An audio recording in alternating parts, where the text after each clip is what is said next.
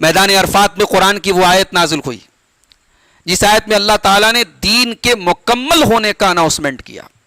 دین complete ہو گیا.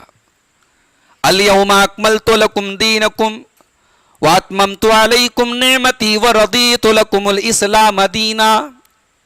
آج میں نے تمہارے لیے تمہارے دین کو مکمل کر دیا, اپنی نعمتیں میں نے تم پر تمام کر دیں, اور اسلام کو میں نے تمہارے لیے پسند کر لیا. اب کوئی اور دین ہم قبول نہیں کریں گے.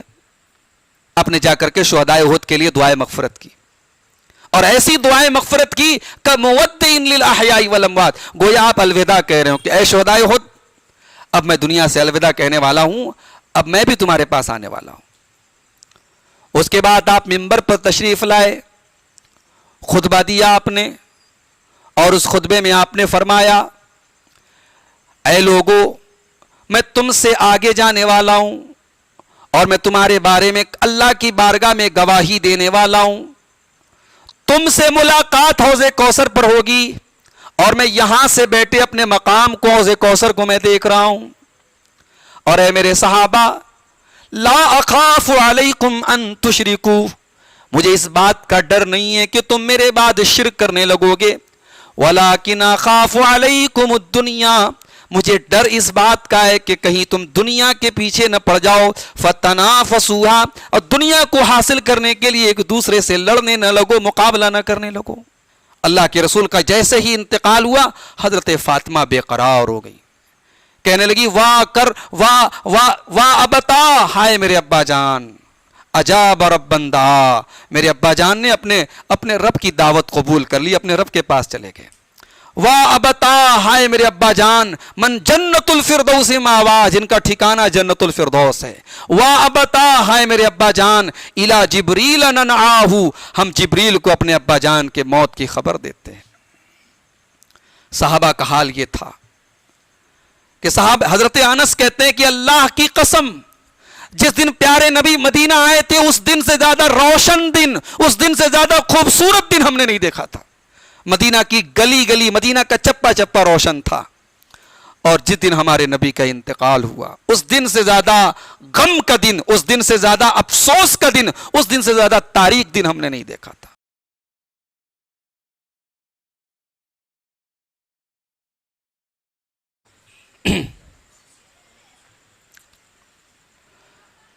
الحمدللہ نحمده ونستعینه ونستغفره ونعوذ باللہ من شرور انفسنا ومن سیئات اعمالنا من يهده الله فلا مضل له ومن يضلل فلا هادي له وأشهد أن لا إله إلا الله وحده لا شريك له وأشهد أن محمدا عبده ورسوله يا أيها الذين آمنوا اتقوا الله حق تقاته ولا تموتن إلا وأنتم مسلمون يا أيها الناس اتقوا ربكم الذي خلقكم من نفس واحدة وخلق منها زوجها وبث منهما رجالا كثيرا ونساء واتقوا الله الذي تساءلون به والأرحام إن الله كان عليكم رقيبا يا أيها الذين آمنوا اتقوا الله وقولوا قولا سديدا يصلح لكم أعمالكم ويغفر لكم ذنوبكم ومن يطع الله ورسوله فقد فاز فوزا عظيما أما بعد فإن خير الحديث كتاب الله وخير الهدي هدي محمد صلى الله عليه وسلم وشر الأمور محدثاتها وكل محدثة بدعة وكل بدعة ضلالة وكل ضلالة في النار اعوذ باللہ من الشیطان الرجیم بسم اللہ الرحمن الرحیم وما محمد الا رسول قد خلت من قبله الرسل افإن مات او قتل انقلبتم على اعقابكم ومن ينقلب على عقبيه فلن يضر الله شيئا وسيجزي الله الشاكرين۔ محترم حضرات، دینی و ملی بھائیوں، محترم بزرگوں، پردہ نشین ماں اور بہنوں، اللہ تعالیٰ کی توفیق سے آج اس مکان میں جہانگیر بھائی کے اس دولت کدے پر ہم اور آپ اس دینی مجلس میں جمع ہوئے ہیں۔ اللہ تعالیٰ اس مجلس کو ہم سب کی نجات کا ذریعہ بنائے اور صاحب خانہ کے لیے بھی اس مجلس کو خیر و برکت کا سبب بنائے، آمین۔ میرے بھائیوں، اللہ تعالیٰ نے اس دنیا میں ایک نظام بنایا ہے، ایک سسٹم بنایا ہے، اور وہ سسٹم یہ ہے کہ دنیا میں ہر انسان ایک نہ ایک دن موت سے ہمکنار ہوتا ہے۔ دنیا میں کسی کو بقا نہیں ہے، کوئی پرماننٹ رہنے کے لیے نہیں آیا ہے۔ یہ دنیا ایک عارضی، ایک ٹیمپرری چیز ہے۔ اللہ نے فرمایا قرآن میں سورہ آل عمران کے اندر کہ کل نفس ذائقۃ الموت، ہر نفس کو موت کا پیالہ چکھنا ہے، مرنا ہے سب کو۔ اگر موت سے اللہ تبارک و تعالیٰ کے ہاں کسی کو چھٹکارا ہوتا تو شاید اللہ تعالیٰ اپنے نبیوں کو اس سے بچا لیتا۔ اللہ کے سارے بندوں میں سب سے اونچا مقام اللہ کے نبیوں کا ہوتا ہے۔ یہ اللہ کے سلیکٹڈ بندے ہوتے ہیں، اللہ کے چنے ہوئے بندے ہوتے ہیں، مگر جتنے نبی آئے، جتنے رسول آئے، ان کے اوپر بھی موت طاری ہوئی۔ یہاں تک کہ حضرت عیسیٰ علیہ السلام، جن کو اللہ تعالیٰ نے زندہ اٹھا لیا ہے آسمان کے اوپر، وہ بھی قیامت کے پہلے دنیا میں آئیں گے اور اپنی نیچرل موت جو ہے وہ ان کو بھی آئے گی اور وہ بھی انتقال کریں گے، ان کو بھی موت کا مزہ چکھنا پڑے گا۔ نبیوں کے اس سلسلے کی آخری کڑی تاجدار مدینہ، امام انبیاء، احمد مجتبیٰ، محمد مصطفیٰ صلی اللہ علیہ وآلہ وسلم اس دنیا میں تشریف لائے۔ آپ نے 40 سال کی عمر میں اللہ تعالیٰ نے آپ کو نبوت عطا فرمائی۔ 23 سال آپ نے انتھک محنت کی اس رسالت کی ذمہ داری کو ادا کرنے کی۔ 23 سال کی طویل جد و جہد، محنت، قربانی کا نتیجہ سن 10 ہجری میں جب اللہ کے پیارے نبی حج کر رہے تھے، اور آپ کی زندگی کا یہ پہلا اور آخری حج تھا۔ میدان عرفات میں 1.25 لاکھ صحابہ کرام آپ کی آنکھوں کے سامنے تھے۔ یہ 1.25 لاکھ لوگ رسول اکرم کی قربانیوں کا نتیجہ تھے، آپ کی محنت کا نتیجہ تھے۔ آپ نے کیا نہیں سہا میرے بھائی؟ نماز کی حالت میں آپ کی گردن دبانے کی کوشش کی گئی، آپ کے اوپر اونٹنی کی بچہ دانی لا کے رکھی گئی، آپ کو وطن سے نکالا گیا، آپ کی بیٹی پر ایسا حملہ کیا گیا، آپ کی بیٹی شہید ہو گئی۔ یعنی جسمانی طور پر، ذہنی طور پر، نفسیاتی طور پر ہر طریقے سے نبی اکرم کو ٹارچر کیا گیا، مگر اللہ کا رسول اپنے مشن میں لگا رہا۔ ایک ہی طلب تھی، اللہ کے بندے ہدایت پر آ جائیں۔ ایک ہی تڑپ تھی، اللہ کے بندے اللہ کو پہچان لیں۔ اتنی تڑپ تھی کہ اللہ نے قرآن میں کہہ دیا فَلَعَلَّكَ بَاخِعٌ نَفْسَكَ عَلَىٰ آثَارِهِمْ إِن لَّمْ يُؤْمِنُوا بِهَٰذَا الْحَدِيثِ أَسَفًا۔ اے نبی، اگر یہ لوگ ایمان نہیں لائیں گے تو کیا آپ اپنی جان دے دیں گے؟ اتنی آپ اپنی جان کو ہلاکت میں ڈال رہے ہیں، ایسا لگ رہا ہے آپ اپنی جان کو ہلاک کر دیں گے، آپ جان دے دیں گے۔ یعنی اللہ کے نبی اس حد تک انسانیت کو بچانا چاہ رہے تھے۔ حجۃ الوداع کے موقع پہ 1.25 لاکھ صحابہ جب آپ کی آنکھوں کے سامنے تھے، آپ کو محسوس ہوا کہ آج میری محنت رنگ لائی ہے، لبیک اللہم لبیک کی آواز اس مکہ کی سرزمین پہ آج گونج رہی ہے. یا 360 بت تھے, آج اس گھر کا طواف کرنے والے اللہ اکبر اور لا الہ الا اللہ کی صدائیں بلند کر رہے ہیں. 1.25 لاکھ صحابہ کو اللہ کے نبی نے مخاطب کر کے کہا کہ الا هل بلغت, اے میرے صحابہ کیا میں نے اللہ کا دین آپ کو پہنچا دیا؟ اللہ نے جو امانت میرے حوالے کی تھی میں نے وہ امانت پہنچا دی آپ کو؟ لاؤڈ اسپیکر نہیں تھا, مائکرو فون نہیں تھا, مگر اللہ تعالیٰ نے اپنے نبی کی یہ بات 1.25 لاکھ صحابہ کرام کے کانوں تک پہنچائی, اور سب نے بیک زبان کہا قد بلغتا وادیتا ونصحتا, یا رسول اللہ آپ نے رسالت کا حق ادا کر دیا, آپ نے امت کی خیر خواہی اور امت کی بھلائی کا حق ادا کر دیا, آپ نے اللہ کا پیغام, اللہ کا دین, اللہ کی امانت بے کم و کاست بالکل ایمانداری کے ساتھ ہمیں پہنچا دی. نبی اکرم نے آسمان کی طرف انگلی اٹھائی اور کہا اللہم اشہد اللہم اشہد اللہم اشہد, الہی یہ 1.25 لاکھ لوگ گواہی دے رہے ہیں, ان کی گواہی تو ہے ہی, الہی تو بھی گواہ رہنا کل قیامت کے دن, اے اللہ تو بھی گواہ رہنا کہ تیرے رسول نے کوئی کمی نہیں کی ہے, تیرے دین کو پہنچانے میں کوئی کوتاہی نہیں کی. یہ اللہ کے رسول کے انتقال کے, آپ کی وفات کے تقریباً 2 مہینہ پہلے کا واقعہ ہے. ذی الحجہ کے مہینے میں حج ہوتا ہے, اس کے بعد محرم آیا, سفر آیا, اور 12 ربیع الاول کو اللہ کے پیارے نبی صلی اللہ علیہ وسلم اس دنیا سے تشریف لے گئے, آپ کی وفات ہو گئی. حجۃ الوداع کے موقع پر اللہ کے رسول کو یہ محسوس ہو گیا تھا کہ اب اللہ تعالیٰ نے جو مشن میرے حوالے کیا تھا, مشن پورا ہو چکا ہے, اب میری رخصتی کا وقت آ رہا ہے, اللہ کے پاس جانے کا وقت آ رہا ہے.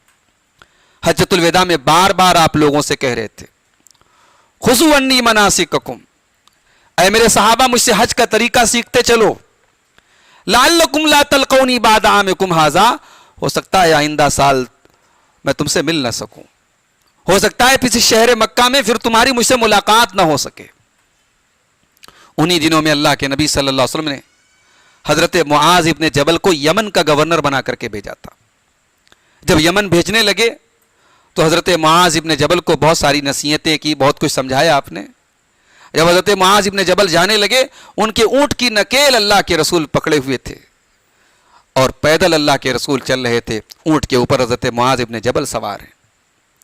اللہ کے نبی کہتے ہیں یا معاذ عسا ان لا تلقانی بعد عامک ھذا, اے معاذ ہو سکتا ہے کہ آئندہ سال تم اپنے نبی سے ملاقات نہ کر سکو. وَلَعَلَّكَ تَمُرُّ بِقَبْرِي هَذَا وَمَسْجِدِي هَذَا, ہو سکتا ہے کہ آئندہ سال جب تم آؤ تو رسول کی مسجد کے ساتھ ساتھ رسول کی قبر کے پاس سے تمہیں گزرنا پڑے.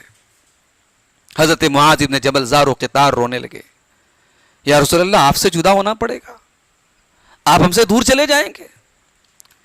اللہ کے نبی نے اپنا چہرہ مدینہ کی طرف کر کے فرمایا ان اول الناس بی المتقون, اے معاذ گھبرانے کی بات نہیں ہے, دنیا میں تم سے جدا ہو رہا ہوں, آخرت میں میرے قریب رہو گے, شرط یہ ہے متقی رہنا.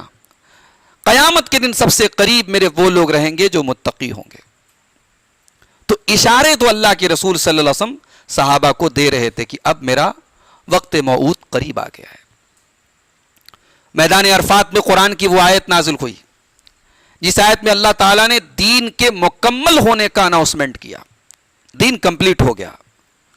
الیوم اکملت لکم دینکم واتممت علیکم نعمتی ورضیت لکم الاسلام دینا, آج میں نے تمہارے لیے تمہارے دین کو مکمل کر دیا, اپنی نعمتیں میں نے تم پر تمام کر دیں, اور اسلام کو میں نے تمہارے لیے پسند کر لیا, اب کوئی اور دین ہم قبول نہیں کریں گے.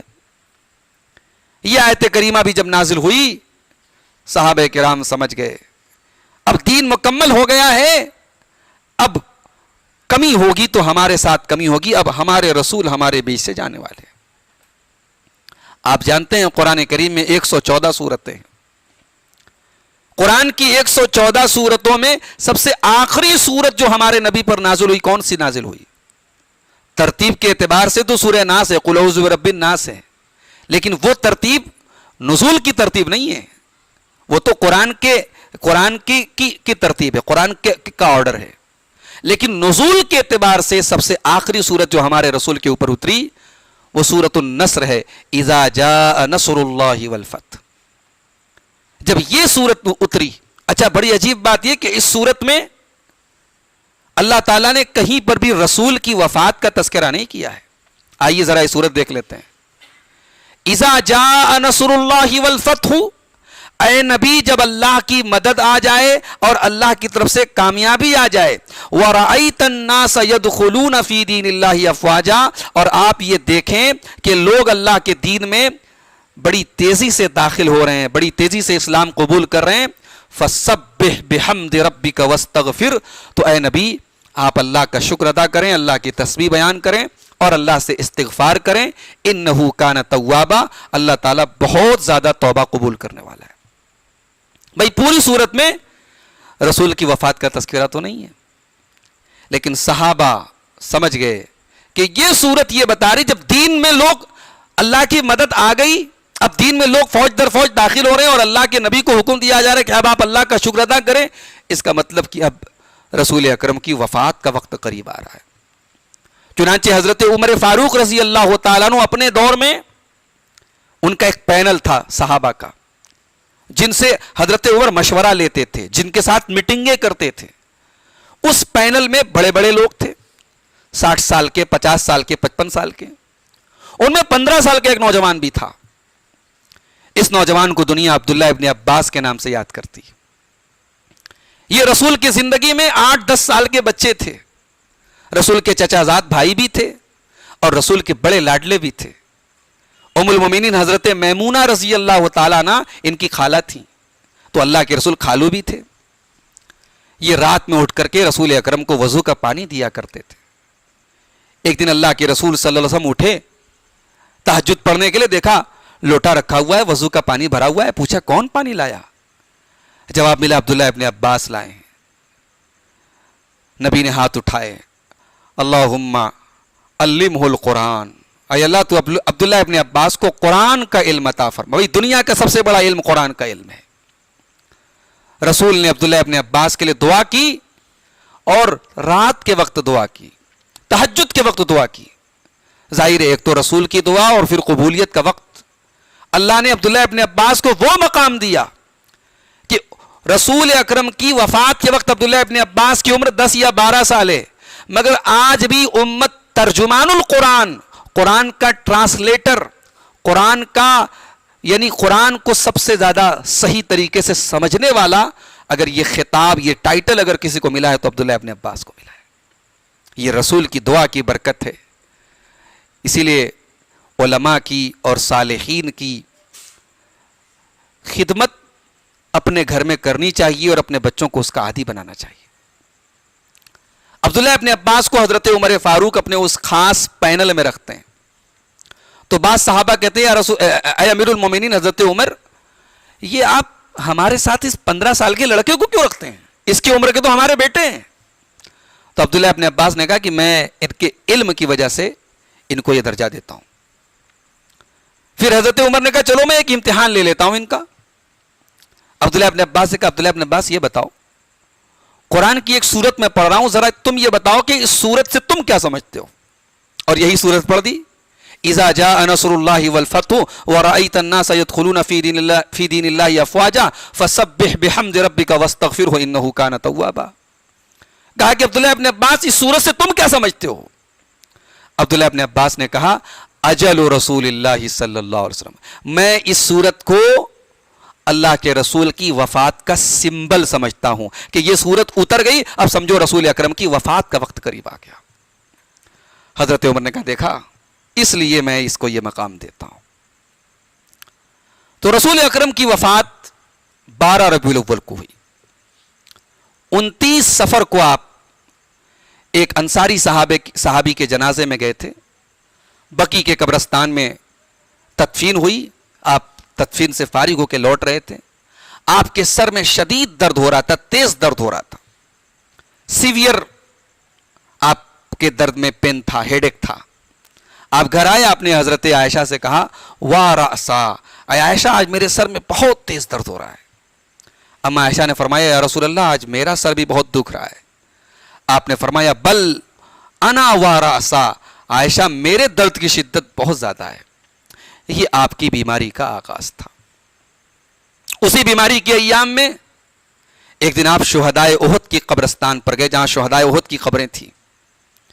بھائی غزوہ احد ہوئی ہے سن 3 ہجری میں، اللہ کے رسول جا رہے سن 10 ہجری میں، 8 سال کے بعد. حدیث کے الفاظ بخاری کی روایت ہے آپ قبرستان گئے فصلی علیہم، آپ نے جا کر کے شہدائے احد کے لیے دعائے مغفرت کی، اور ایسی دعائیں مغفرت کی کمودع للاحیاء والاموات، گویا آپ الوداع کہہ رہے ہو کہ اے شہدائے احد اب میں دنیا سے الوداع کہنے والا ہوں، اب میں بھی تمہارے پاس آنے والا ہوں.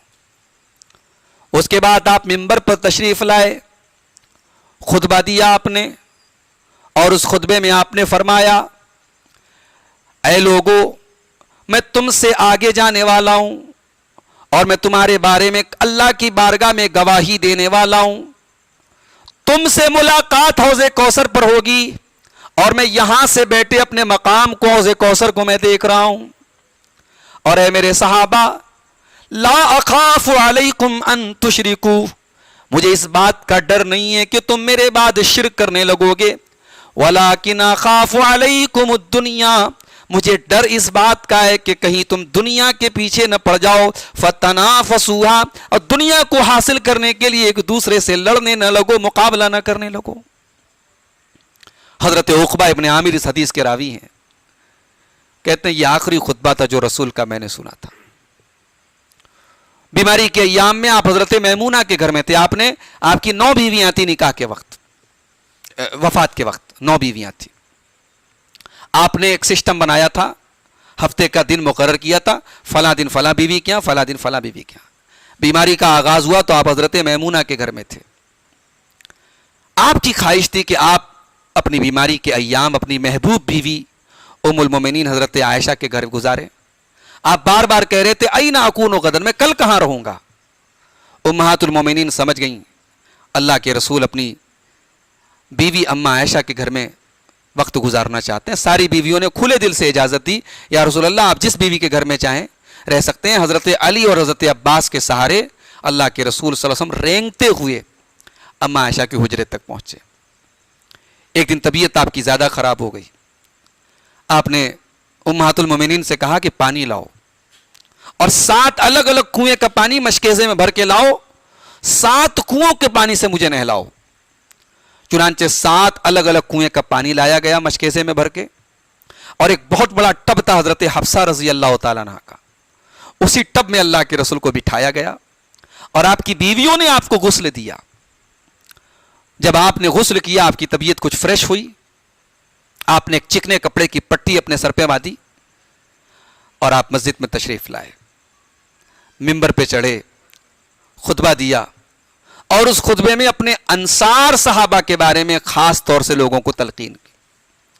آپ نے فرمایا اے لوگو الانصار کرشی وعیبتی، انصار صحابہ میرے لیے ویسے ہی ہیں جیسے انسان کی باڈی کے لیے اس کے بدن کا استر ہوتا ہے. انسان کا جو اندر کا کپڑا ہوتا ہے جو اس کے بدن سے ٹچ کرتا ہے وہ جلدی انسان اتارتا نہیں ہے. میرے انصار صحابہ میرے اتنے قریب ہیں. الناس یکثرون والانصار یقلون، لوگ بڑھیں گے انصار گھٹیں گے. تو اگر تم میں سے کوئی حکومت پا جائے فلیقبل عن محسنہم، تو میرے انصار صحابہ کی نیکیوں کو، ان کی بھلائیوں کو، ان کے احسانات کو قبول کرے، ویتجاوز عن سیئاتہم، اور ان سے غلطی ہو جائے، لغزش ہو جائے تو درگزر سے کام لے. انہی دنوں میں اللہ کے رسول ایک مرتبہ منبر پہ چڑھے. حضرت ابو سعید خدری حدیث کے راوی ہیں، بخاری کی روایت. آپ نے فرمایا اے لوگو ان عبدا خیرہ اللہ بین ان یؤتیہ من زہرۃ الدنیا، اللہ تعالیٰ نے اپنے ایک بندے کو یہ اختیار دیا کہ تم چاہو تو دنیا کی زندگی لے لو، دنیا کی نعمتیں لے لو، اور چاہو تو میرے پاس آ جاؤ اور آخرت کی نعمتیں حاصل کر لو. تو اللہ کے اس بندے نے دنیا کی نعمتوں کو ٹھکرا دیا اور اللہ کی نعمتوں کو حاصل کرنے کی بات کو قبول کر لیا. ابھی اللہ کے نبی نے اتنا کہا تھا، حضرت ابو بکر صدیق رضی اللہ تعالیٰ عنہ مجمع میں بیٹھے ہوئے تھے، رونے لگے، زار و خطار رونے لگے اور کہنے لگے فدیناک بآبائنا و امہاتنا، یا رسول اللہ ہمارے ماں باپ آپ کے اوپر قربان ہو جائیں۔ حضرت ابو سعید خدری کہتے ہیں ہمیں تعجب ہوا کہ یہ ابو بکر کو کیا ہو گیا، یہ رو کیوں رہے ہیں؟ بھئی رسول نے کوئی ایسی ایموشنل بات تو نہیں بتائی، اللہ کے رسول ایک جنرل بات کر رہے ہیں، کامن بات کر رہے ہیں کہ اللہ کا کوئی بندہ ہے، اللہ تعالیٰ نے اپنے اس بندے کو ایسا ایسا اختیار دیا ہے، یہ ابو بکر رو کیوں رہے ہیں؟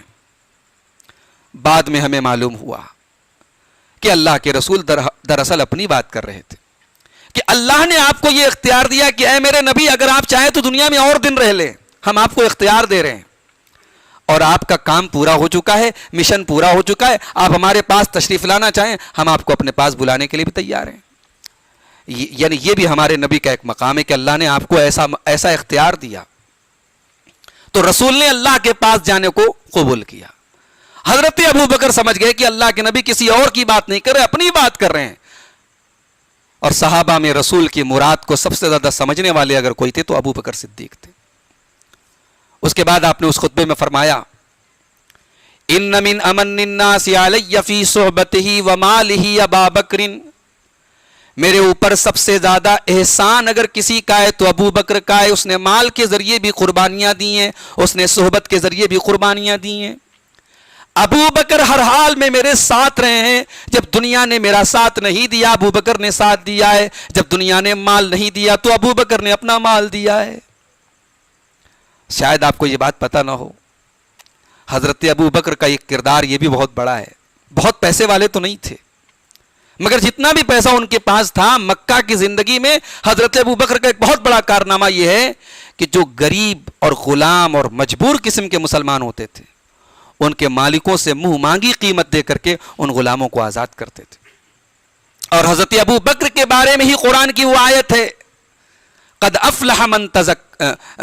افلح من زکاہا، سورہ لیل کی آیت ہے وَسَيُجَنَّبُهَا الْأَتْقَى الَّذِي يُؤْتِي مَالَهُ يَتَزَكَّى، جہنم سے وہ انسان بچا لیا جائے گا جو بہت متقی ہے اور جو اپنا مال اللہ کی راہ میں اس لیے دیتا ہے تاکہ اللہ اس کو پاک اور صاف کر دے، اللہ کو راضی کرنے کے لیے وہ مال دیتا ہے، اس کے اوپر کسی کا احسان نہیں ہے، اس کے اوپر کسی کا کوئی احسان نہیں ہے، وہ صرف اللہ کو راضی کرنے کے لیے غلاموں کو آزاد کرتا ہے۔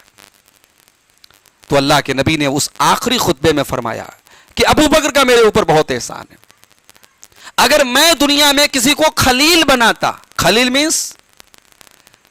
میں سب سے گہرا دوست، محبت کا ایک دم آخری مقام ہے خلیل، کہا کہ کسی کو خلیل بناتا تو ابو بکر کو بناتا، لیکن میرا خلیل اللہ ہے، اللہ نے میرے اور ابو بکر کے بیچ میں جو محبت رکھی ہے وہ کافی ہے، میں خلیل اگر دنیا میں کسی کو بناتا تو ابو بکر کو بناتا۔ اس کے بعد ایک اور اعزاز دیا حضرت ابو بکر کو، کہ مسجد میں جتنے لوگوں کے دروازے اٹیچڈ ہیں، مسجد نبوی سے کچھ لوگوں کے دروازے اٹیچ تھے، ان کی کھڑکیاں اٹیچ تھیں، آپ نے کہا یہ کھڑکیاں یہ دروازے بند کر دو، لیکن ایک انسان کا دروازہ بند نہیں ہونا چاہیے، وہ کون ہے؟ وہ ابو بکر صدیق ہے۔ بیماری کے انہی ایام میں آپ کی بیٹی حضرت فاطمہ آپ سے ملنے کے لیے آئیں۔ اللہ کے نبی اپنی اس بیٹی سے بہت پیار کرتے تھے۔ اما عائشہ فرماتی ہے کہ حضرت فاطمہ جب چلتی تھیں ان کے چلنے کا انداز بھی پیارے رسول کے جیسا تھا۔ حضرت فاطمہ جب آتی تھی اللہ کے رسول بے انتہا خوش ہو جاتے تھے، اپنی اس بیٹی کی پیشانی کو چوم لیتے تھے اور اپنے بغل میں، اپنے پہلو میں، اپنے بازو میں اللہ کے پیارے نبی صلی اللہ علیہ وسلم اپنی اس لاڈلی بیٹی کو بٹھاتے تھے۔ مرض الموت میں، ان بیماری کے آخری ایام میں حضرت فاطمہ آپ سے ملنے کے لیے آئیں۔ اللہ کے نبی نے حضرت فاطمہ سے کہا ذرا کان اپنے میرے منہ کے قریب لاؤ۔ حضرت فاطمہ اپنے کان لگا کے منہ کے قریب لے کے گئی پیارے نبی کے، پیارے نبی نے کچھ کہا، حضرت فاطمہ رونے لگی۔ تھوڑی دیر کے بعد پھر نبی نے کچھ ان کے کان میں کہا، چپکے سے کہا، وہ ہنسنے لگی۔ حضرت عائشہ یہ سارا منظر دیکھ رہی تھی، الگ سے لے جا کے حضرت فاطمہ سے کہا بیٹی اللہ کے رسول نے آپ کے کان میں ایسا کیا کہہ دیا؟ ایک بار آپ رونے لگی، ایک بار آپ ہنسنے لگی۔ حضرت فاطمہ نے کہا کہ امی جان یہ میرے بابا کا اور میرا ایک راز ہے. ما کنت لأفشی سر رسول اللہ صلی اللہ علیہ وسلم, میں اپنے ابو کی زندگی میں یہ راز کھولنا نہیں چاہتی. رسول اکرم کی وفات کے بعد ایک مرتبہ حضرت فاطمہ ملنے کے لیے آئیں تو اماں عائشہ نے کہا کہ بیٹی اب تو وہ راز بتا دو, کیا بات کہی تھی اللہ کے رسول صلی اللہ علیہ وسلم نے. کہا کہ پہلی مرتبہ میرے کان میں اللہ کے رسول نے کہا تھا کہ اے فاطمہ, تیرے والد کا, تیرے باپ کے انتقال کا وقت قریب آ چکا ہے, اب میری دنیا سے جانے کا وقت قریب آ گیا ہے. یہ سن کر کے میں رونے لگی. پھر آپ نے دھیرے سے میرے کان میں کہا کہ انکی اول من اہل بیتی لحوقا بی, میرے اہل بیت میں سب سے پہلے تم مجھ سے ملو گی. رسول اکرم کے انتقال کے 6 مہینے کے اندر حضرت فاطمہ کا انتقال ہو گیا. اور پھر آپ نے حضرت فاطمہ کے کان میں یہ بھی کہا کہ اے فاطمہ اما ترضین ان تکونی سیدۃ نساء المومنین, کیا تم اس پر راضی نہیں ہو کہ تم تمام مومنوں کی اور تمام جنتی عورتوں کی سردار بنو گی, تمام مومنہ عورتوں کی سردار بنو گی. یہ حضرت فاطمہ کا وہ مقام ہے جو اس امت کی کسی خاتون کو حاصل نہیں. حضرت فاطمہ اس پر خوش ہو گئیں اور ان کے چہرے پر مسکراہٹ آ گئی. بیماری کے انہی ایام میں اللہ کے رسول مسجد آتے رہے, نماز پڑھاتے رہے. لیکن جب جمعرات کا دن آیا, انتقال سے 4 دن پہلے, آخری نماز آپ نے پڑھائی, مغرب کی نماز, سورہ مرسلات کی تلاوت کی آپ نے. عشاء کی نماز کا وقت آیا, حضرت بلال آئے. اللہ کے نبی نے پوچھا کہ کیا لوگوں نے نماز پڑھ لی؟ لا ہم ینتظرونک یا رسول اللہ, اے اللہ کے رسول لوگ آپ کا انتظار کر رہے ہیں. اللہ کے نبی نے فرمایا پانی لاؤ. پانی لایا گیا, آپ نے غسل کیا. غسل کرنے کے بعد تھوڑا طبیعت آپ کی بہتر ہوئی, کھڑے ہوئے آپ, لیکن پھر غشی کھا کے گر پڑے. ہوش آیا, پھر سوال کیا, لوگوں نے نماز پڑھ لی؟ لا ہم ینتظرونک یا رسول اللہ, لوگ آپ کے انتظار میں, اللہ کے رسول. پھر آپ نے غسل کیا, پھر جانے کے لیے کھڑے ہوئے, پھر غشی کھا کر کے گر پڑے. 3 بار ایسا ہوا. آپ سمجھ گئے کہ اب مسجد جانے کی سکت نہیں ہے, اب مسجد جانے کی طاقت نہیں ہے. آپ نے فرمایا مرو ابا بکر فلیصلی بالناس, جاؤ ابو بکر سے کہو وہ نماز پڑھائیں لوگوں کو. اما عائشہ کہتی ہے میرے دل میں خیال آیا رسول اکرم بیمار ہیں, ہو سکتا ہے آپ کا انتقال ہو جائے. عالم میں اور اس سچویشن میں میرے والد اگر مصلی پر چڑھیں گے, ہو سکتا ہے لوگ اس کو اچھا فیل نہ کریں, ہو سکتا ہے لوگ اس سے غلط میسج نکالیں. تو میں نے معذرت پیش کرنے کی کوشش کی. میں نے کہا یا رسول اللہ, آپ میرے والد کے بجائے یہ کام کسی اور کے ذمہ ڈال دیں. میرے والد بڑے نرم دل ہیں, بڑے نرم مزاج ہیں, جذبات پہ کنٹرول نہیں کر پاتے. آپ کی جگہ مصلی پر کھڑے ہوں گے, رونے لگیں گے, آنسو بہنے لگیں گے, نماز نہیں پڑھا پائیں گے. اللہ کے نبی نے فرمایا نہیں, نماز تو ابو بکر پڑھائیں گے. رسول اکرم کی زندگی میں 17 ٹائم کی نمازیں ابو بکر صدیق نے پڑھائی. آخری نماز آپ نے جمعرات کو مغرب کی پڑھائی تھی. عشاء سے لے کر کے سوموار کے دن فجر کی نماز, یہ ٹوٹل 17 ٹائم کی نمازیں اللہ کے رسول کی حیات مبارکہ میں حضرت ابو بکر صدیق نے پڑھائی.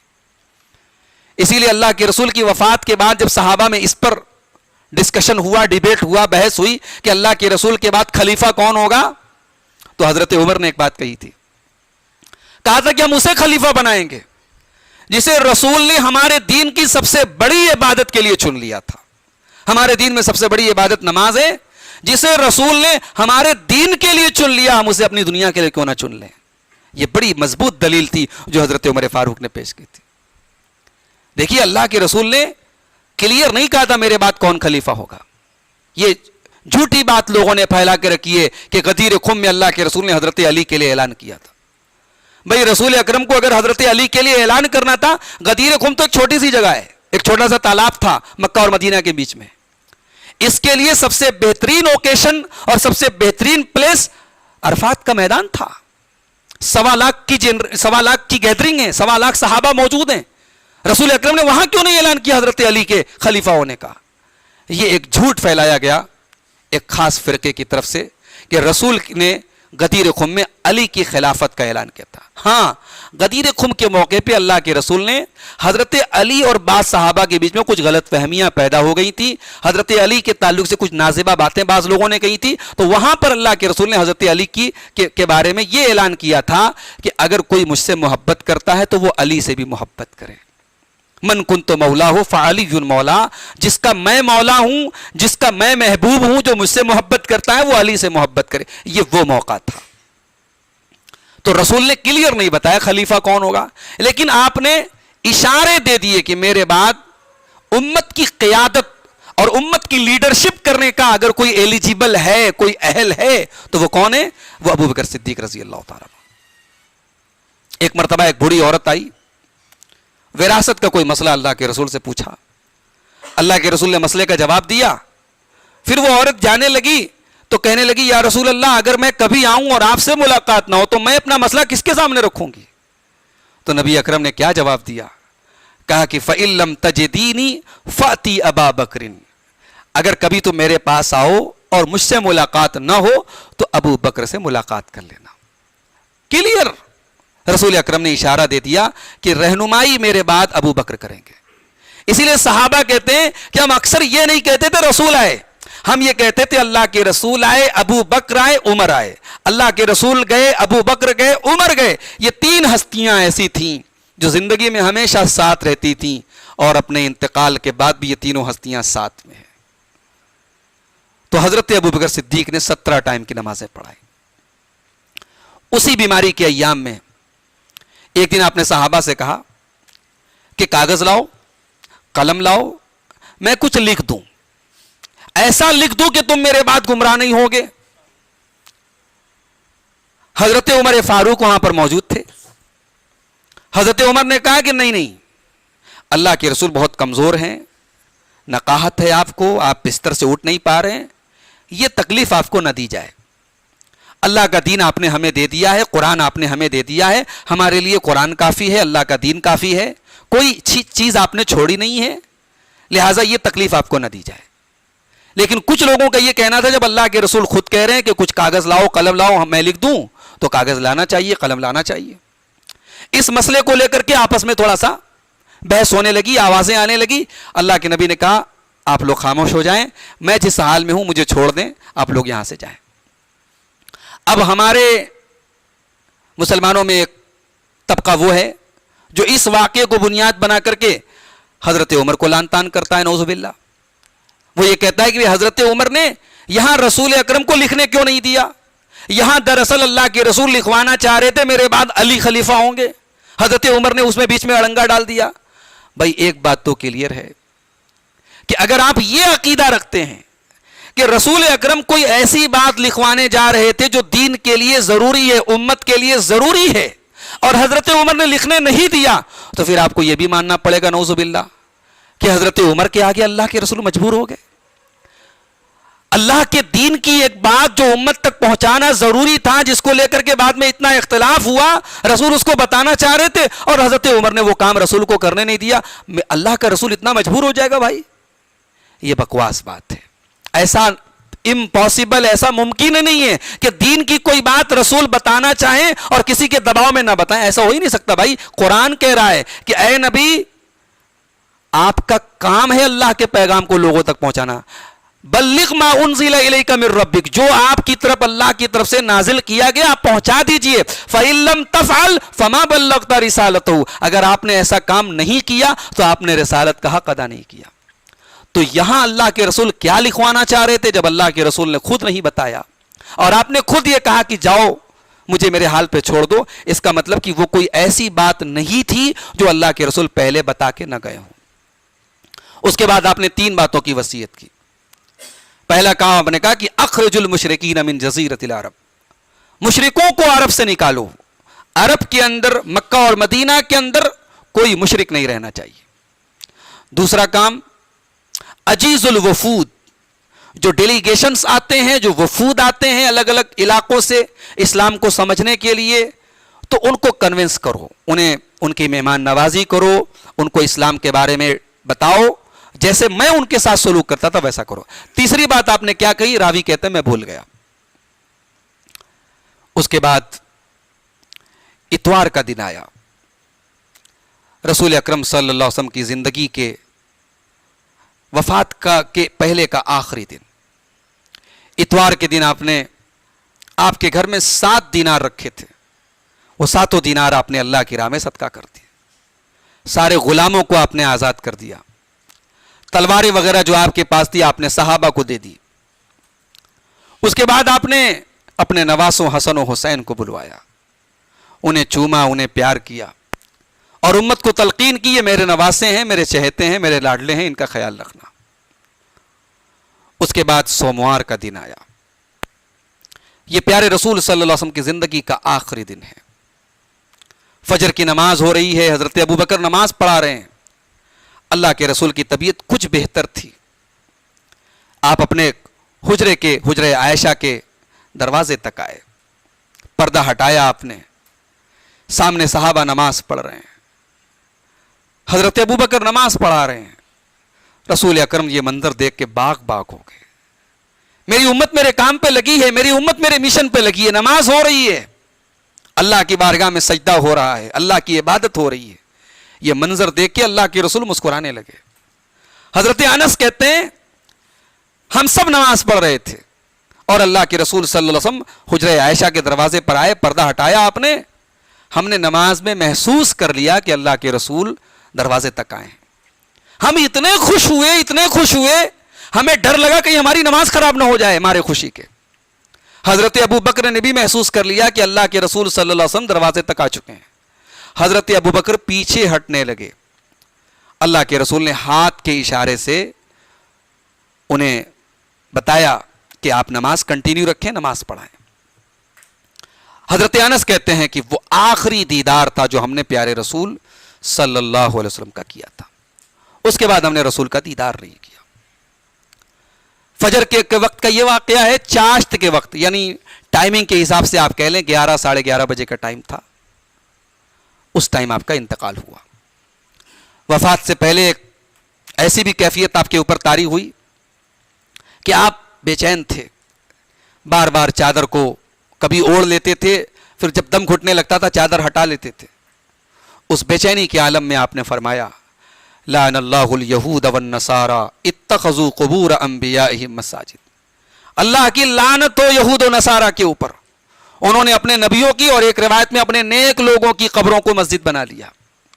اسلام میں قبر اور مسجد دو الگ الگ چیزیں، قبر کو مسجد کے ساتھ اٹیچ نہیں کیا جائے گا اور مسجد کو قبر کے ساتھ اٹیچ نہیں کیا جائے گا، مسجد پر قبر نہیں بنائی جا سکتی، قبر کے اوپر مسجد نہیں بنائی جا سکتی۔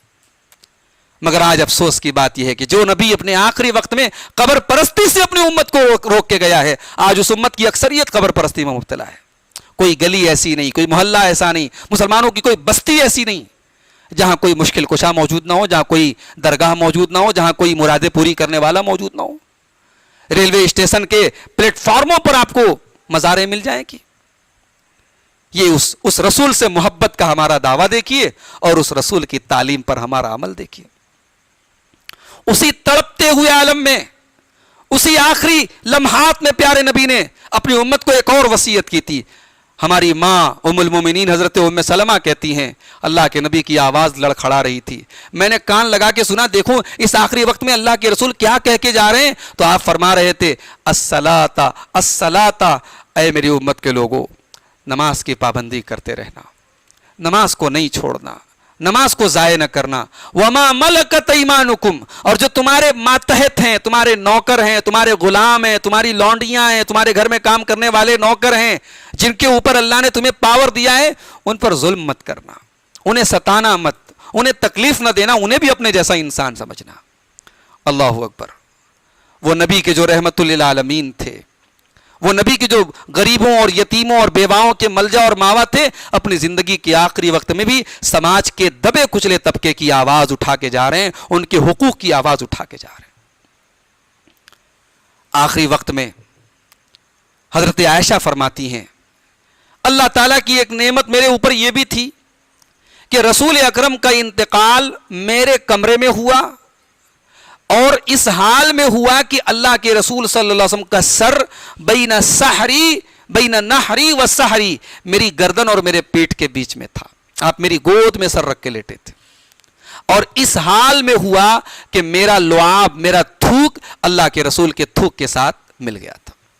اما عائشہ فرماتی ہیں کہ آخری وقت میں حضرت عبد الرحمن، میرے بھائی عبد الرحمن آئے، وہ مسواک کر رہے تھے، رسول اکرم کی نظر مسواک پر پڑی، آپ نے اشارہ کیا حضرت عائشہ کو کہ مسواک، مجھے بھی مسواک چاہیے. اما عائشہ نے مسواک لیا، دیکھا بہت سخت ہے، بہت ٹائٹ ہے، اللہ کے رسول کو تکلیف ہو سکتی ہے. اما عائشہ نے اپنے دانتوں سے اس مسواک کو نرم کیا اور پھر اللہ کے رسول کو وہ مسواک تھما دی. اما عائشہ فرماتی ہے کہ اللہ کے رسول نے وہ مسواک اتنے بہترین طریقے سے کیا جیسے آپ صحت کی حالت میں کرتے تھے. اسی لیے علماء کہتے ہیں کہ اگر کسی کو یہ اندازہ ہو کہ میری زندگی کا آخری وقت ہے تو یہ بھی سنت ہے کہ وہ مسواک کرے. اللہ کے رسول کی یہ بھی سنت ہے، آپ نے اپنے آخری وقت میں مسواک کیا ہے. اس کے بعد آپ کے بغل میں پانی کا پیالہ رکھا ہوا تھا، تڑپ رہے ہیں آپ، تکلیف میں ہیں. آپ کی بیٹی فاطمہ آپ کے بغل میں بیٹھی ہوئی ہیں، اپنے والد کی تکلیف دیکھ کے کہتی ہیں واہ کربا با، ہائے میرے ابا کی تکلیف. اللہ کے نبی کہتے ہیں لیس علی ابی کے کرب بعد اليوم، بیٹی آج کے بعد تیرے باپ کے اوپر کوئی تکلیف آنے والی نہیں ہے. اس کے بعد اللہ کے رسول صلی اللہ علیہ وسلم اس پیالے میں اپنا ہاتھ ڈالتے ہیں اور اپنے چہرے پر پانی والا ہاتھ پھیرتے ہیں اور تکلیف کی شدت میں آپ کہتے ہیں لا الہ الا اللہ ان للموت سکرات، اے اللہ تیرے سوا کوئی معبود نہیں، بے شک موت کی سختیاں ہوتی ہیں. اس سے یہ بھی مسئلہ ثابت ہوا کہ موت کی سختی کا ہونا یہ کوئی غلط بات نہیں ہے. اللہ کے سب سے محبوب بندے کے اوپر بھی موت کی سختی طاری ہوئی. اللہ کے نبی کہہ رہے ہیں کہ بے شک موت کی سختیاں ہوتی ہیں. اس کے بعد آپ نے اپنے ہاتھوں کو اٹھایا اور کہا مع الذین انعمت علیہم من النبیین والصدیقین والشہداء والصالحین، اے اللہ مجھے اپنے ان بندوں میں شامل فرما دے جن پر تو نے اپنا انعام کیا ہے، اپنے نبیوں میں، اپنے صدیقین میں، اپنے شہداء میں اور اپنے صالحین بندوں میں مجھے شامل فرما دے. اس کے بعد آپ نے فرمایا اللہم اغفر لی وارحمنی والحقنی بالرفیق الاعلی، پروردگار مجھے بخش دے، میرے اوپر رحم فرما اور مجھے اپنے پاس بلا لے. یہ آخری الفاظ تھے جو جناب محمد رسول اللہ صلی اللہ علیہ وسلم کی زبان سے نکلے تھے. اما عائشہ فرماتی ہیں اس کے بعد آپ کا ہاتھ نیچے گرا اور آپ کی روح آپ کے قفس عنصری سے پرواز کر گئی. انا للہ و انا الیہ راجعون. دنیا میں جب ہمارا کوئی اپنا جاتا ہے ہمیں دکھ ہوتا ہے، ہم روتے ہیں. ذرا سوچو ہمیں اپنے اپنوں سے جتنا پیار ہے اس سے کئی گنا زیادہ صحابہ کرام کو اپنے نبی سے پیار تھا، جان چھڑکتے تھے اپنے رسول کے لیے. ذرا سوچو کہ صحابہ کرام کے دل پر کیا گزری ہوگی جب انہوں نے اپنے رسول کے وفات کی خبر سنی ہوگی. اللہ کے رسول کا جیسے ہی انتقال ہوا حضرت فاطمہ بے قرار ہو گئی، کہنے لگی واہ ابتا، ہائے میرے ابا جان، عجاب ربن دعا، میرے ابا جان نے اپنے رب کی دعوت قبول کر لی، اپنے رب کے پاس چلے گئے. واہ ابتا، ہائے میرے ابا جان، من جنت الفردوس ماوا، جن کا ٹھکانہ جنت الفردوس ہے. واہ ابتا، ہائے میرے ابا جان، الی جبریل ننعاہ، ہم جبریل کو اپنے ابا جان کے موت کی خبر دیتے ہیں. صحابہ کا حال یہ تھا کہ حضرت انس کہتے ہیں کہ اللہ کی قسم جس دن پیارے نبی مدینہ آئے تھے اس دن سے زیادہ روشن دن، اس دن سے زیادہ خوبصورت دن ہم نے نہیں دیکھا تھا. مدینہ کی گلی گلی، مدینہ کا چپا چپا روشن تھا. اور جس دن ہمارے نبی کا انتقال ہوا اس دن سے زیادہ غم کا دن، اس دن سے زیادہ افسوس کا دن، اس دن سے زیادہ تاریک دن ہم نے نہیں دیکھا تھا. میرے نبی کے انتقال کو تقریباً 1450 سال ہو چکے میرے بھائی. 1400 سال کی اس تاریخ میں امت پر بڑے بڑے حادثے آئے، بڑی بڑی مصیبتیں آئیں، مگر اس سے بڑی مصیبت نہیں آئی.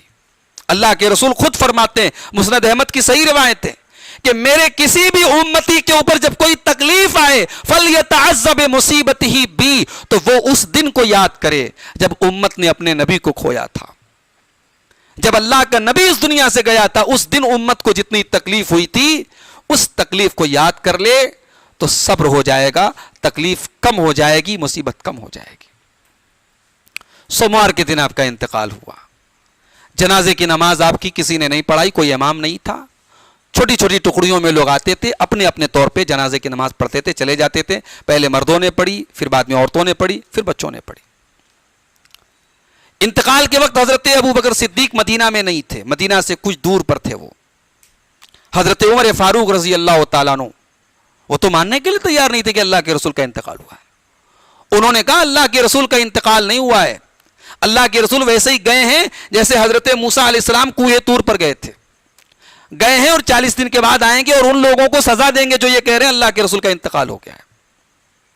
हजरत अबू बकर सिद्दीक आए, आते ही सीधे हुजरे आयशा में दाखिल हुए। अल्लाह के रसूल सल्लल्लाहु अलैहि वसल्लम की डेड बॉडी, आपका जिस्म अतहर चारपाई के ऊपर लेटा हुआ है। आते हैं, अल्लाह के रसूल के चेहरे से चादर हटाते हैं और अल्लाह के रसूल की पेशानी को चूम लेते हैं और रोने लगते हैं ज़ारो क़ितार और कहते हैं तिब्त हय्यन व मय्यतन, या रसूल अल्लाह आप अपनी ज़िंदगी में भी पाक और साफ थे और इंतकाल के बाद भी आप पाक और साफ हैं। ला यजमउल्लाहु अलैका मौततैन अबदा, अल्लाह ताला दो मौत आपको नहीं देगा, एक मौत आती है वो आपको आ चुकी है। उसके बाद मस्जिद में आए, देखा हजरत उमर बड़े गुस्से में खड़े हैं, कहा बैठ जाओ भाई।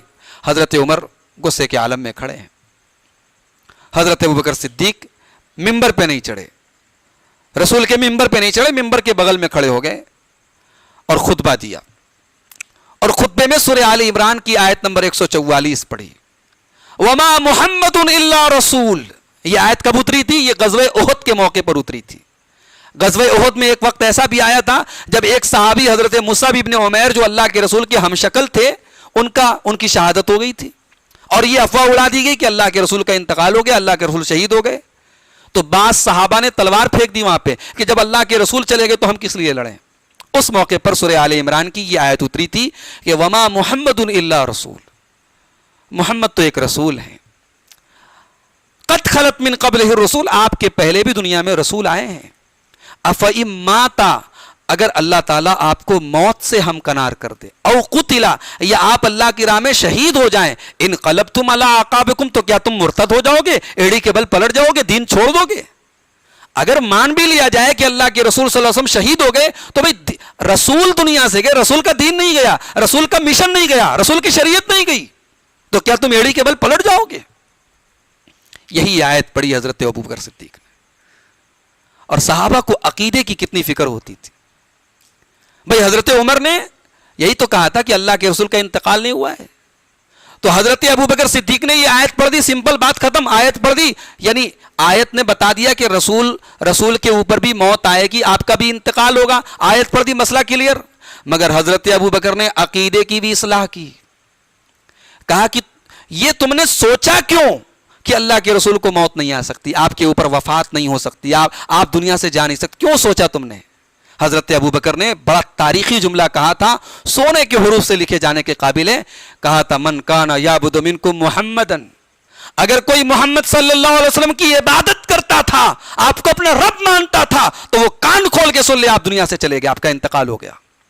वमन काना याबुदुल्लाह, लेकिन हाँ जो मोहम्मद सल्लल्लाहु अलैहि वसल्लम को अल्लाह का बंदा मानता था और अल्लाह को अपना रब मानता था, वो ये सुन ले फ़इन्नल्लाह हय्युन ला यमूत, कि अगर कोई ऐसी ज़ात है जिसे मौत नहीं आ सकती, जो हमेशा से है और हमेशा रहेगा, तो वो ज़ात सिर्फ अल्लाह की है। हजरत उमर कहते हैं हजरत अबू बकर सिद्दीक का ये खुतबा सुन करके मेरे पांव जमीन पे नहीं टिके, मैं गिर पड़ा और मुझे यकीन हो गया कि अब अल्लाह के रसूल सल्लल्लाहु अलैहि वसल्लम का इंतकाल हो चुका है। सोमवार के रोज़ आपका इंतकाल हुआ, बुध के रोज़ आपको दफन किया गया। आपकी वसीयत थी कि मेरे कफन दफन में मेरे घर के लोग शामिल होंगे। आपको नहलाने का जब नंबर आया, सहाबे किराम परेशान हो गए, रसूल अकरम को कैसे नहलाएं, आपके बदन से कपड़ा उतारना पड़ेगा, हमारी इतनी मजाल नहीं है। हजरत अली कहते हैं कि अल्लाह ताला की तरफ से एक नींद जैसी कैफियत पैदा हो गई और घर के अंदर से एक आवाज़ आई कि गस्सलू नबीयकुम फी सियाबिही, अपने नबी को कपड़ों समेत गुस्ल दो।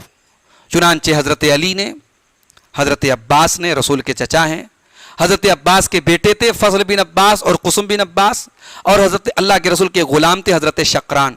इन लोगों ने मिल करके अल्लाह के रसूल सल्लल्लाहु अलैहि वसल्लम को गुस्ल दिया और उसके बाद 3 सूती चादरों में आपको, 3 सफ़ेद चादरों में आपको कफनाया गया اور بدھ کے روز آپ کو دفن کیا گیا۔ قبر میں آپ کو اتارنے والوں میں حضرت علی کا نام ملتا ہے، اور آپ کے چچا زاد بھائی حضرت فضل بن عباس، حضرت قسم بن عباس، اور آپ کے غلام حضرت شقران کا نام ملتا ہے۔ میرے بھائیوں، رسول اکرم کی وفات کا یہ پورا واقعہ صحیح احادیث کی روشنی میں نے آپ کے سامنے بیان کیا ہے۔ یقیناً یہ بڑا جذباتی موضوع ہے، بڑا ایموشنل موضوع ہے، اور ہم سب اپنے رسول سے محبت کرتے ہیں، اور محبت ہونی بھی چاہیے۔ اللہ نے قرآن میں فرمایا النبی اولیٰ بالمؤمنین من انفسہم، نبی اہل ایمان کو اپنی جان سے زیادہ پیارے ہوتے ہیں۔ ہمیں اپنے رسول سے اپنی جان سے بڑھ کر کے محبت ہونی چاہیے۔ رسول اکرم کی زندگی کی ہر ادا، آپ کی سیرت کا کوئی بھی پہلو بیان کیا جائے تو امتی اس کے ساتھ جڑتا ہے، اس کو محسوس کرتا ہے، اس کو سمجھنے کی کوشش کرتا ہے۔ ہمارے اپنے کسی قریبی کی موت اگر ہو جائے تو ہم اس کا درد محسوس کرتے ہیں۔ ہمیں اپنے رسول کے وفات کا جب واقعہ بیان کیا جائے تو ہمارے دل کو تکلیف پہنچتی ہے، اور ہمیں جتنی تکلیف پہنچی اس سے کہیں زیادہ تکلیف صحابہ کرام کو پہنچی۔ مگر وہ صحابہ رسول کے صحابہ تھے، انہوں نے کوئی ماتم نہیں کیا، انہوں نے کوئی گریبان چاک نہیں کیا، انہوں نے کوئی کپڑا نہیں پھاڑا، انہوں نے نبی کے نام پہ کوئی جلوس نہیں نکالا، رسول کو سادگی کے ساتھ انہوں نے دفن کیا، لیکن رسول کے مشن پہ لگے رہے، رسول کے کام کو آگے بڑھایا۔ اور اللہ کے رسول جب دنیا سے تشریف لے گئے تو اس وقت اسلام صرف جزیرۃ العرب میں تھا، مگر اس کے 7-8 سال کے بعد حضرت عمر کے دور میں وہ دور بھی آیا کہ شام میں، ایران میں، عراق میں، مصر میں ہر جگہ اسلام کا پرچم لہرا رہا تھا۔ بیت المقدس جو یہودیوں کے قبضے میں تھا، معاف کیجئے عیسائیوں کے قبضے میں تھا، بیت المقدس پر بھی مسلمانوں کو جو ہے تسلط ملا، اور وہاں حضرت عمر فاروق نے جا کر کے وہاں پہ نماز ادا کی۔ تو صحابہ کرام نے ہمیں سبق دیا کہ رسول اکرم سے سچی محبت یہ ہے کہ آپ کی سیرت پر چلا جائے، آپ کی تعلیم پر چلا جائے، اور آپ کے بارے میں ایسے عقیدے سے بچا جائے جو غلو والا ہو۔ آپ کے بارے میں ایسا کوئی نظریہ، ایسا کوئی عقیدہ، ایسی کوئی سوچ رکھنا جو قرآن و حدیث کے خلاف ہو، ایسی سوچ سے اور ایسے عقیدے سے اپنے آپ کو بچایا جائے۔ اللہ سے دعا ہے رب العالمین ہمیں اپنے رسول سے سچی محبت کی توفیق عطا فرمائے، رسول اکرم صلی اللہ علیہ وسلم کے صحابہ سے، آپ کے اہل بیت سے، آپ کی تمام ازواج مطہرات سے ہم سب کو سچی محبت کی توفیق عطا فرمائے۔ اللہ تعالی ہمیں بدعت و خرافات سے بچائے۔ اللہ تعالی ہم میں سے جو لوگ روزی روٹی کے لیے، کاروبار کے لیے پریشان ہیں، ان کے کاروبار میں برکت عطا فرمائے۔ جو لوگ بیمار ہیں اللہ ان کو شفاء کامل عاجل عطا فرمائے۔ اللہ ہمارے ملک کے امن اور چین اور سکون کو برقرار رکھے۔ ہمارے ملک کو اللہ تعالی ہر قسم کے شریروں کے شر سے، ظالموں کے ظلم سے، فرقہ پرستوں کی فرقہ پرستی سے محفوظ رکھے۔ رب العالمین ہماری صفوں میں اتحاد پیدا فرمائے، اور ہم سب کو اپنے نبی کے دین پر اور قرآن سنت پر اکٹھا ہونے کی توفیق عطا فرمائے۔ آمین۔ والسلام علیکم ورحمۃ اللہ وبرکاتہ۔